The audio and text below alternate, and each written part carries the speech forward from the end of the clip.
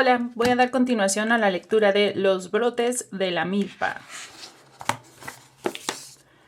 Cuando el sol nació. Dos mitos solares.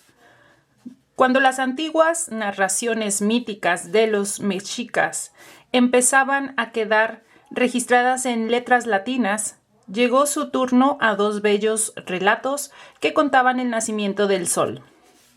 Ambos quedaron en dos libros de una misma obra, la que hoy se conoce con el nombre de Historia General de las Cosas de Nueva España. Fue esta obra el fruto de una monumental empresa que se echó a cuestas Fray Bernardino de Sahagún. A ella dedicó el franciscano esfuerzos propios y por ella cultivó incomprensiones ajenas durante muchos años de su larga vida. Fray Bernardino era un evangelizador y como tal se enfrentó a dos caras muy diferentes de un mismo monstruo. O al menos así lo imaginó. Por una parte, como persistente idolatría, el demonio, que desde muchos siglos atrás se había apoderado de las almas de los indios, seguía agazapado, oculto, ante la cruz de los cristianos. Por la otra, el rostro diabólico era el pecado, amo del corazón de los españoles, que al llegar a las que para ellos eran nuevas tierras, se expresaba en la crueldad, la ambición, el abuso, la lujuria, el latrocinio y mil formas más que los alejaban de la cristiandad que decían defender. El proyecto era complejo. Básicamente, su propósito era obtener de los ancianos indígenas que habían vivido antes de la conquista española una descripción de muy diversos aspectos de su experiencia y sus conocimientos, con los que formaría una especie de enciclopedia que serviría a los evangelizadores de dos formas complementarias. Por una parte, derivaría de ella un diccionario, un calepino, que registrará el abundante léxico que el náhuatl estaba perdiendo bajo el dominio español. Esto permitiría que sus hermanos de orden se comunicaran directamente con los indígenas sin la corruptora mediación de los conquistadores, ajenos a la lengua. Por otra parte, las descripciones de las formas de vida anterior servirían para hacer renacer los valores políticos y morales que el franciscano juzgaba positivos, para alcanzar las virtudes del pasado e inflamar con voluntad de vida a aquel pueblo que languidecía por la opresión. Con el auxilio de sus estudiantes indígenas, conocedores del náhuatl, del español y del latín, y con la cooperación de los interrogados, el corpus fue integrado en lengua náhuatl. El proyecto se cumplió en lo tocante a la formación de la gran obra enciclopédica. La traslación más perfecta se hizo en 12 libros, cuyas páginas tienen dos columnas, la derecha en su lengua original, la izquierda en la versión al español. Es el manuscrito conocido como Códice Florentino. La versión en español ha sido editada repetidas veces con el nombre de Historia General de las Cosas de Nueva España. Sahagún ya no pudo crear su calepino. El análisis de los dos mitos solares que dictaron los viejos a los ayudantes de Sahagún revela que se refieren a dos procesos cósmicos muy diferentes. En uno se expone, por medio del lenguaje, de las aventuras divinas, el proceso mediante el cual un dios se convirtió en el astro solar y a partir del paradigma de su propio sacrificio inició con sus rayos la marcha sobre el mundo. El segundo mito relata también en el lenguaje de los lances heroicos, el primer paso del ciclo de la alternancia de la noche y el día. Son dos mitos alusivos a dos procesos cósmicos distintos. Son dos relatos formados por dos series muy diferentes de episodios. Y son dos grupos diversos de personajes los que encarnan alegóricamente a las personas divinas que intervinieron en las vías de la creación del mundo. El principio del mundo. Puede afirmarse que el mito del nacimiento del curso astral a partir del sacrificio de dos dioses en Teotihuacán se refiere al proceso cósmico más importante de la formación del mundo. Para la mejor comprensión del relato que aparece enseguida, divido en esta introducción, en forma sintética, los episodios de la aventura divina para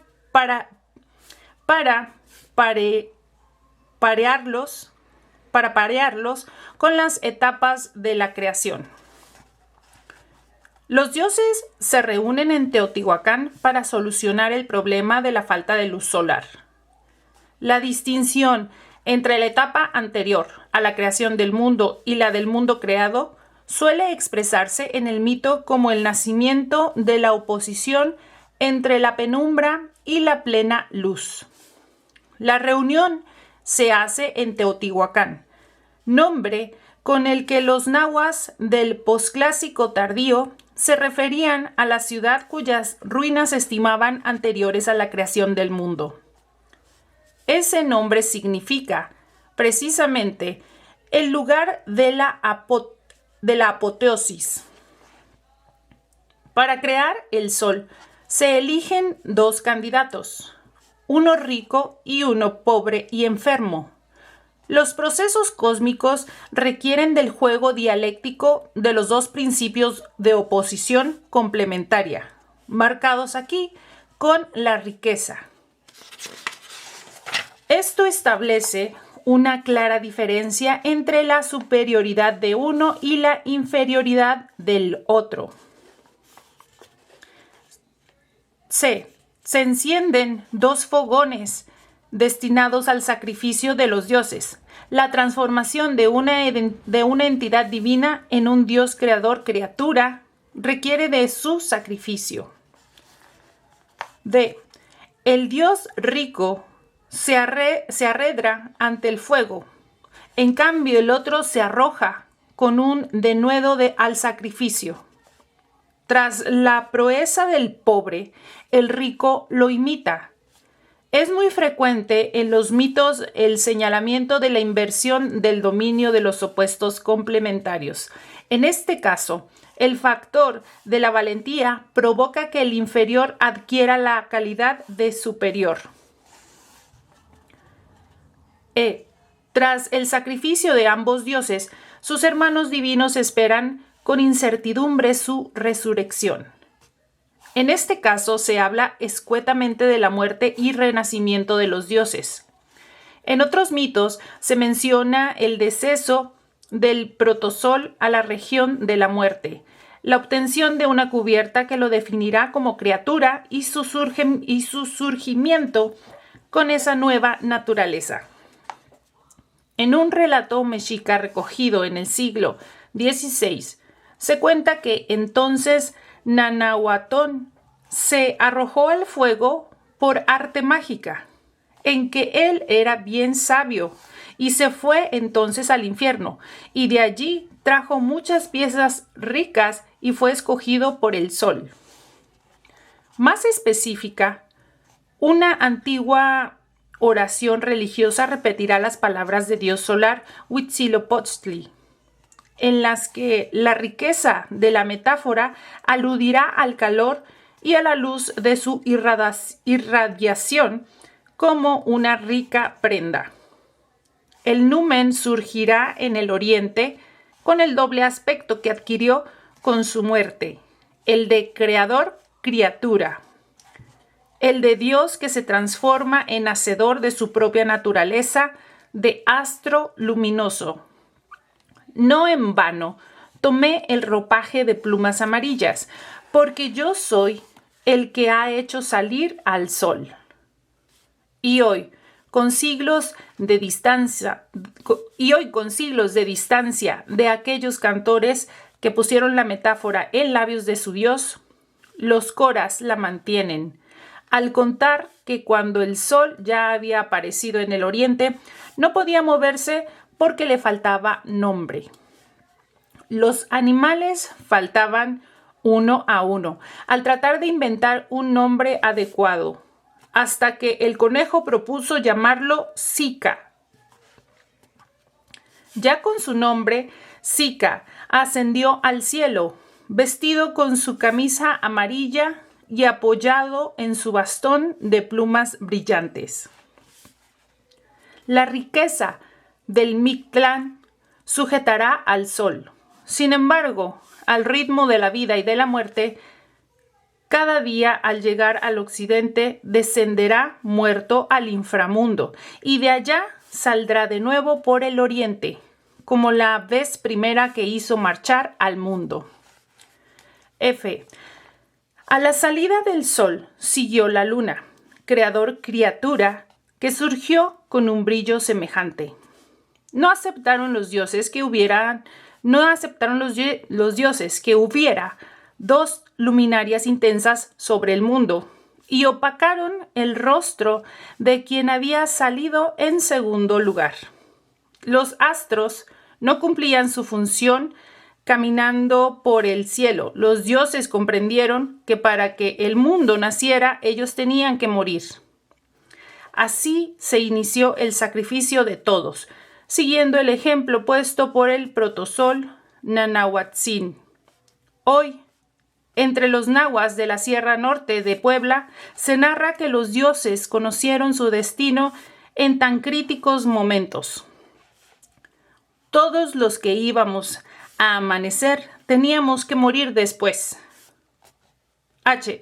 Uno de ellos, Xolotl, fue el último en morir.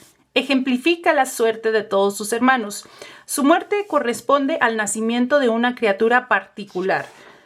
Por eso, los creadores, encerrados en sus lujosas cubiertas de criaturas, pierden algún día sus coberturas encadenados por ellas al ciclo de la vida y de la muerte hasta que venga el fin del mundo.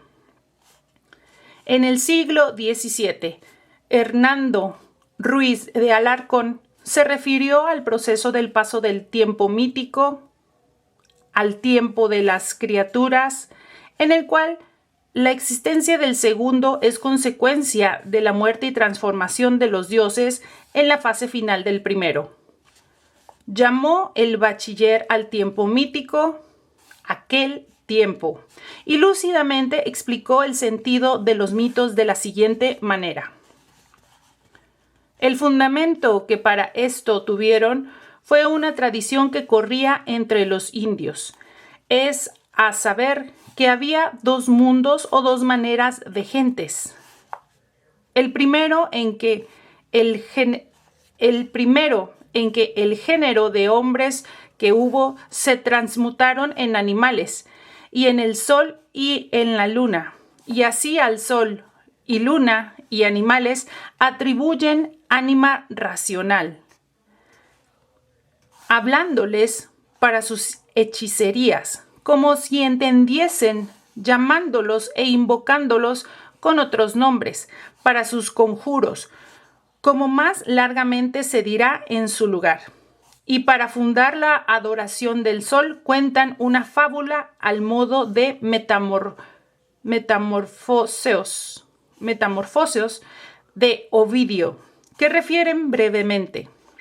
Dicen, pues, que para transformarse los de aquel siglo en las cosas que ellos mismos habían de ser en el segundo, habiendo de ser la transformación según los méritos de cada uno, se mandó a hacer una muy grande hoguera, para que después de muy encendida, probándose en ella, adquiriesen méritos para la dicha transformación, con la ley establecida que por medio de aquel fuego alcanzarían honra y excelencia, y quedarían señores de lo superior en el siglo II.